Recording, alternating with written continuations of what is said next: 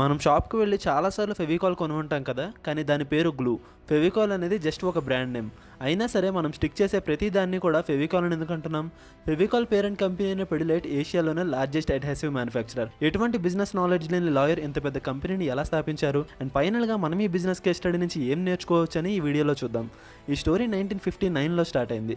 బల్వంత్ పరేఖ్ అని ఒక లాయర్ ఆయన ప్రొఫెషన్ని వదిలేసి ఒక కార్పెంటర్ ఫ్యాక్టరీలో ప్యూన్గా జాయిన్ అయ్యారు. అక్కడ వర్క్ చేస్తున్నప్పుడు ఆయన ఇండియాలో అడ్హెసివ్ మార్కెట్ అనేది చాలా పెద్దది కానీ అనార్గనైజ్డ్గా ఉందని గమనించారు. ఆ రోజుల్లో యానిమల్ ఫ్యాట్ని అడ్హెసివ్గా వాడేవారు.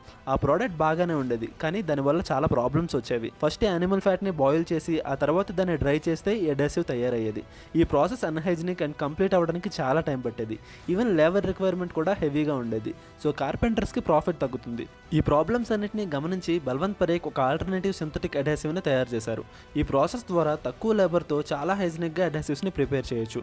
అండ్ అన్నిటికంటే ముఖ్యంగా ఈ సింథటిక్ అడ్హెసివ్ నార్మల్ అడ్హెసివ్ కంటే 10 times స్ట్రాంగ్గా ఉంటుంది. ఆల్రెడీ మార్కెట్లో చాలా మంది అడ్హెసివ్స్ని తయారు చేస్తున్నారు కదా, వాళ్ళందరినీ దాటుకొని ఫెవికాల్ 60 years పాటు మోనోపోలీగా ఉండడానికి కారణం ఏంటి? బల్వంత్ పరేఖ్ గారు మార్కెట్ రీసెర్చ్ చేస్తున్నప్పుడు నార్మల్ హౌస్ హోల్డ్స్ ఎవరికి అడ్హెసివ్స్ అంటే ఏంటో తెలియదని అర్థమైంది.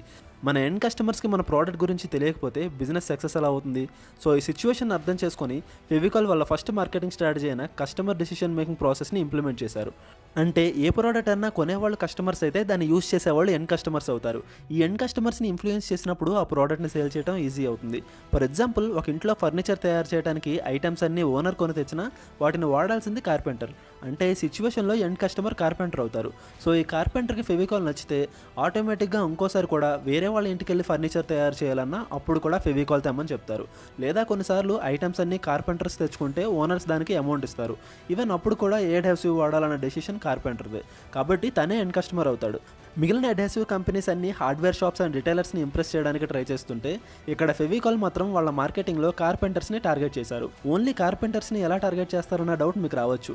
దానికోసం వాళ్ళు ఫెవికాల్ ఛాంపియన్ క్లబ్ని స్టార్ట్ చేశారు. పిడిలైట్ వాళ్ళు ఒక క్లబ్ని స్టార్ట్ చేసి దాంట్లోకి కార్పెంటర్స్ అందరినీ ఇన్వైట్ చేశారు. ఆ క్లబ్ కార్పెంటర్స్కి కావాల్సిన వుడ్ ఎక్విప్మెంట్ ఇన్స్ట్రుమెంట్స్తో పాటు ఫెవికాల్ కూడా ఇచ్చి వాళ్ళ క్రియేటివిటీతో ఇన్నోవేటివ్ థింగ్స్ని తయారు చేయమని చెప్పారు. అక్కడ ఫెవికాల్ని యూజ్ చేసిన తర్వాత కార్పెంటర్స్ చాలా ఇంప్రెస్ అయ్యి నెక్స్ట్ టైం కూడా హార్డ్వేర్ షాప్కి వెళ్ళినప్పుడు ఫెవికాల్ కోసం డిమాండ్ చేశారు. ఎందుకంటే వాళ్ళు ఆల్రెడీ ఫెవికాల్ ఎలా పనిచేస్తుందో చూశారు. సో ఇంకా దాన్నే ప్రిఫర్ చేస్తున్నారు. హార్డ్వేర్ రిటైలర్స్ కూడా వాళ్ళ బిజినెస్ జరగడం కోసం ఫెవికాల్ని అమ్మటం స్టార్ట్ చేశారు. అండ్ సేల్స్ కూడా పెరుగుతూ వచ్చాయి. ఓన్లీ కార్పెంటర్స్ని టార్గెట్ చేస్తే ఈరోజు మోనోపోలీ క్రియేట్ చేయడం కుదిరేది కాదు. ఫెవికాల్ ఒక ఇండస్ట్రియల్ ప్రోడక్ట్ కాబట్టి కన్స్ట్రక్షన్లో యూజ్ చేస్తారు. కానీ ఓన్లీ కార్పెంటర్స్ మీద డిపెండ్ అవ్వడం వల్ల ఓవర్ సాచురేషన్ జరిగింది. అంటే కార్పెంటర్స్ ఫెవికాల్ తప్ప వేరే అడ్హెసివ్స్ని వాడట్లేదు. అండ్ అలాగే ఫెవికాల్ కూడా ఓన్లీ కార్పెంటర్స్ మాత్రమే కస్టమర్స్గా ఉన్నారు. ఇది అడ్వాంటేజ్లా ఉన్నా ఒకవేళ కార్పెంటర్స్కి బెటర్ ఆల్టర్నేటివ్ ఏదైనా దొరికితే ఫెవికాల్ బిజినెస్ షట్ డౌన్ చేసుకోవాల్సి వస్తుంది. అందుకని ఫెవికాల్ కన్స్ట్రక్షన్ ప్రోడక్ట్ నుంచి ఓటీసీ ప్రోడక్ట్ కింద కన్వర్ట్ అయ్యారు. ఓటీసీ అంటే ఓవర్ ది కౌంటర్ ప్రోడక్ట్. ఈ టైప్ ఆఫ్ ప్రోడక్ట్స్ ఆల్మోస్ట్ ప్రతి స్టోర్లోనూ అవైలబుల్గా ఉంటాయి. కానీ వీటిని కొనడానికి వాళ్ళ ప్యాకేజింగ్లో కొన్ని చేంజెస్ చేశారు. నార్మల్గా పేపర్స్ అంటించడం దగ్గర నుంచి ఫర్నిచర్ వర్క్స్ వరకు గ్లూ అందరికీ అవసరం ఉంటుంది. అలానే అందరూ 1 kg బాటిల్ కొనలేరు కదా, సో వాళ్ళు క్వాలిటీ అండ్ క్వాంటిటీలో చేంజెస్ తీసుకువచ్చి వాళ్ళ ప్రోడక్ట్ని సేల్ చేశారు. ఫస్ట్ క్వాలిటీ డిఫరెన్సెస్ని అబ్జర్వ్ చేస్తే చీప్ ప్రైస్లో జస్ట్ పేపర్ని స్టిక్ చేయడానికి ఫాల్కో ఫిట్స్ని రిలీజ్ చేసి ప్రొఫెషనల్ వర్క్స్ కోసం వాడే గ్లూగా ఫెవికాల్ని ప్లేస్ చేశారు. దానివల్ల ప్రతి కస్టమర్ వాళ్ళ రిక్వైర్మెంట్కి తగ్గట్టు కొనుక్కోగలరు. Second, quantity. మనలో చాలామంది 10 రూపీస్ ఫెవికాల్స్ అండ్ ఫెవిక్విక్స్ పిల్లల కోసం అనుకుంటాం, కానీ కంపెనీ యొక్క మెయిన్ ఇంటెన్షన్ అది కాదు. వాళ్ళకి ఈ చిన్న బాటిల్స్ నుంచి పెద్దగా ప్రాఫిట్ జనరేట్ అవ్వదు. కానీ ఒకవేళ ఈ ప్రోడక్ట్ క్వాలిటీ వల్ల కస్టమర్ సాటిస్ఫై అయితే తర్వాత ఏదన్నా గ్లూ యూజ్ చేయాల్సిన పెద్ద ప్రాజెక్ట్ ఉంటే అక్కడ కూడా ఖచ్చితంగా ఫెవికాల్ని ప్రిఫర్ చేస్తారు. సో అలా ప్రాఫిట్స్ని జనరేట్ చేసుకోవచ్చు. ఈరోజు పిడిలైట్కి కాంపిటేటర్స్ ఎవరూ లేరు, కానీ అదెలా పాసిబుల్?